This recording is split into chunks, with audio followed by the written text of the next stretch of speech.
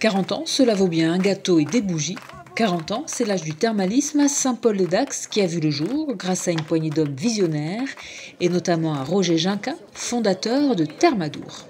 Mon beau-père était un garçon extraordinaire, c'est que dès qu'il décidait quelque chose, dans la minute qui passait, il prenait le téléphone et on commençait à parler du projet et on le mettait en application. Et c'est pour ça que justement, avec l'appui que ce soit du député-maire de Saint-Paul, que ce soit Lavielle ou Pénicaud ou même M. Emmanueli, pourtant qui n'était pas de notre bord politique, mais on s'est toujours entendu parce qu'il y avait une volonté de faire avancer et d'arriver à ce que nous voulions faire. Et ça, c'est quand même quelque chose d'extraordinaire.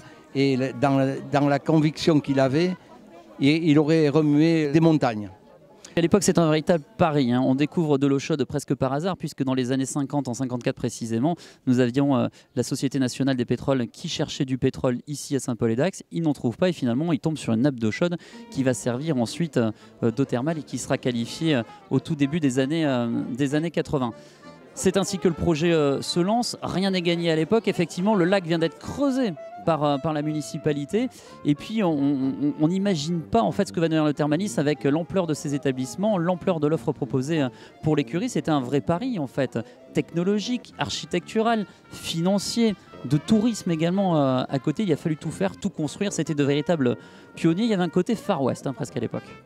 Aujourd'hui, Saint-Paul-les-Dax est la 10e ville thermale de France et compte 3 établissements installés autour du lac de Christus, tous appartenant au groupe Thermadour. Le thermalisme, en fait, il a commencé pour le groupe Thermadour à Dax et au début des années 80, la station thermale de Saint-Paul-les-Dax a été créée de toutes pièces. Et à la naissance de la station thermale de Saint-Paul-les-Dax, il y a eu effectivement les caractéristiques de l'eau ont permis la reconnaissance de l'orientation rhumato et d'arriver après la phlébologie, mais effectivement un temps en avance par rapport à la station voisine de Dax.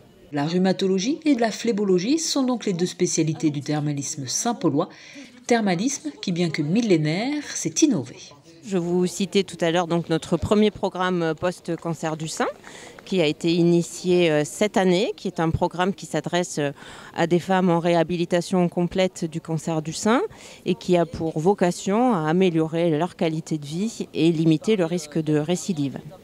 C'est un programme de 12 jours qui associe des soins thermaux, mais aussi un accompagnement diététique, un accompagnement à l'activité physique, psychologique et esthétique pour travailler sur l'image de soi.